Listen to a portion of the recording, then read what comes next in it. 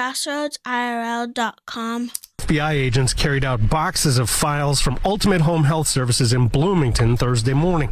The state suspended its license this month after discovering alleged fraud in its Integrated Community Supports Program, or ICS. The door is broken there, and federal prosecutors say Minnesota's entire Medicaid program seems broken. What we see in Minnesota is not a handful of bad actors committing crimes.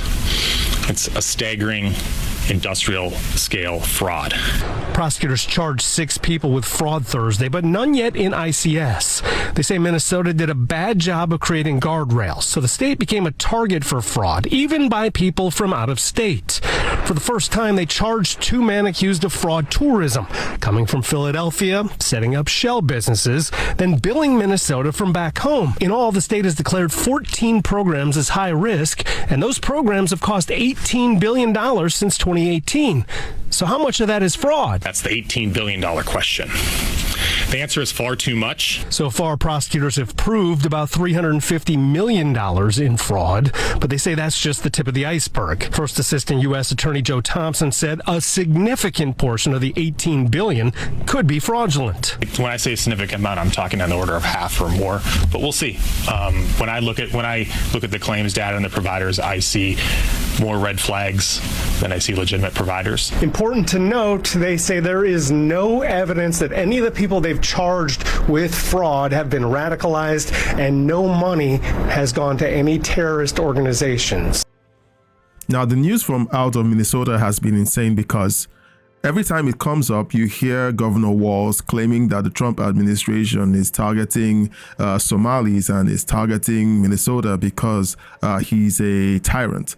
But no one is talking about the rampant fraud that is constantly being uncovered in the state of Minnesota. At first, we thought it was just $1 billion worth of fraud. Then it rose to $8 billion. And now we're hearing that it could be as much as $18 billion stolen from the American taxpayers.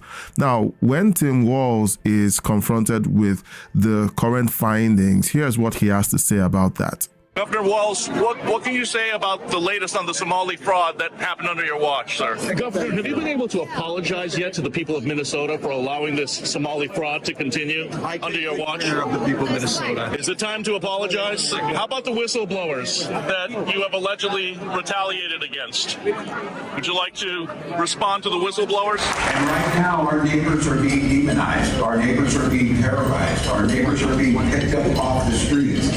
The antidote to that is positive actions to improve lives that go against what they're trying to do. So instead of demonizing our Somali community, we're going to do more to welcome more in and welcome people. I don't know about you, but that behavior is infuriating because you have evidence of rampant fraud in your state, and you're being confronted about the fraud, and what you have to say is that you're going to continue to open up more channels for fraud and create more opportunities for people to come in from either outside of the country or outside the state to come in to commit fraud.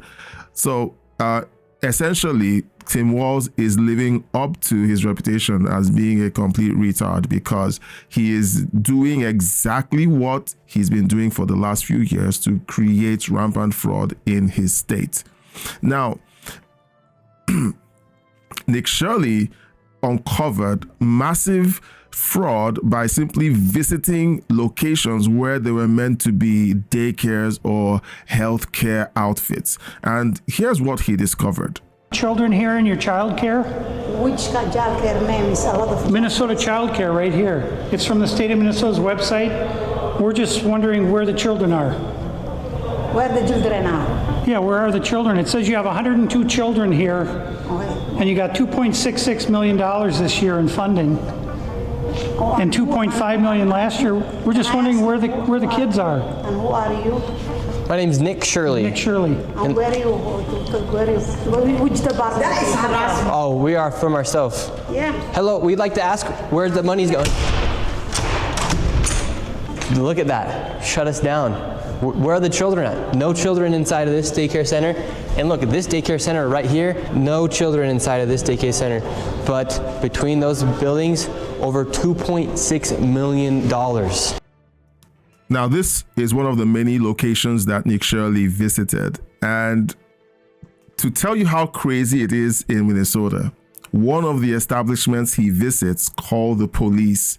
Okay, this is a fraudulent organization, and the crooks are calling the police on American citizens who are asking questions about where all the taxpayer money is going.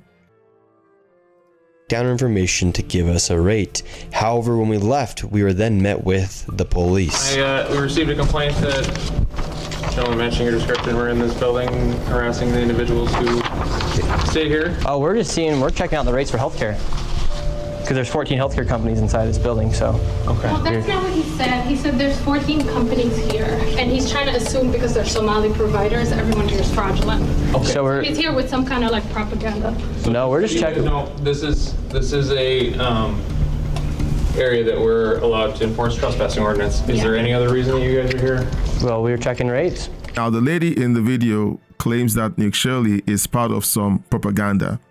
But is it propaganda when you go to an establishment that is meant to be providing healthcare and they refuse to even open the door to let you in to give you the service that you're advertising, that you're offering? If I run a business and someone comes in with cameras and says to me, hey, I want to sign up for what you offer, and I'll say, yeah, sure, here, pull up a seat and let's help you out. But if the next move of my establishment is to push you out the door and lock the door and then call the cops without actually offering the service that I'm advertising that I offer, there's something very shady about my establishment. No, he's not. We were checking rates. We asked for rates. No, you're not. Okay. I'm gonna have, if you guys are all good, we're gonna step outside and we can continue this conversation. All right, let's leave. So, all right, we're getting escorted out right now. The police have arrived. We were checking out the rates, seeing what was happening inside this building. No one would really speak with us. We did go inside the one daycare center, and she actually did give us rates for childcare. Much respect to that lady. What's the problem, officer? Well, so again, we've been getting reports from multiple individuals that you guys were harassing individuals who work here. So the officer essentially says that the criminals are, called them because they're being harassed. And that's the story coming from the state of Minnesota. Well, Nick Shirley visited multiple locations, and then from those visits, of course, virtually all the locations that he filmed at had either the daycares had 0 children in attendance, the healthcare providers had 0 ability to offer them the service or serve them with the healthcare services that they advertised that they were meant to be offering citizens of Minnesota. So here's the thing, okay? Much of this fraud is glaring and everyone sees it. And I believe that the citizens of Minnesota are up to their noses in this corruption, and a few of them are sick and tired of what's going on in their state. And these politicians are just walking off, thinking it's okay Tuesday, and they want to go visit the Trump, they want to blame the Trump administration. We have Democrats blaming ICE. I'm tired. My people are suffering. I'm scared for my little brother. My people are suffering, and these people just walk off. We have a governor who doesn't care. How many more people are gonna freaking die? How many more people are gonna go homeless? And how many more people are gonna be trafficked in our freaking system? Well, if he represents the bulk of the citizens of Minnesota, then I think that there's an outcry about something to be done about all of the insanity that we see with people setting up fraudulent companies, ripping off the American taxpayer, shipping off millions and millions of dollars, and a few of them funding terrorist organizations in Somalia, and the list goes on and on. And what does Tim Walz have to say about all of that? Well, we're going to be doing more of that because these are our neighbors, okay? The criminals, the people who are defrauding the American citizens are the neighbors that Tim Walz essentially and the Democrat Party are bending over backwards to defend and to protect. Yeah, there better be change. People are demanding it. The investigations have been launched just from that video alone. And so there better be change because, like I said, we work way too hard to be paying taxes. We work way too hard to be not knowing where our money's going. And at the end of the day, the people in the government, they work for us. We don't work for them. And so it's their responsibility to hold these people accountable. And so if there's not something that's happened, people are going to be very frustrated.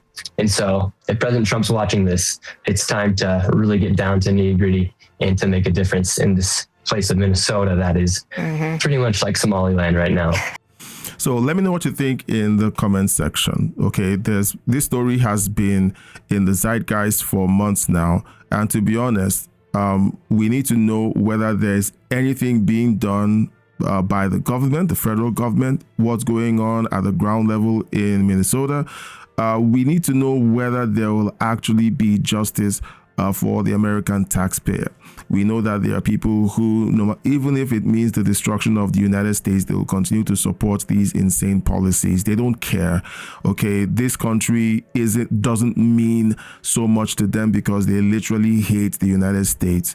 But for those of us who love the United States, okay, the question is, what exactly is the next step to make sure that the criminals are called out, prosecuted, jailed? We need to start seeing perp works, handcuffs. We need to start seeing justice being carried out in favor of the American people. Let me know your thoughts in the comment section, and I'll catch you on the next one.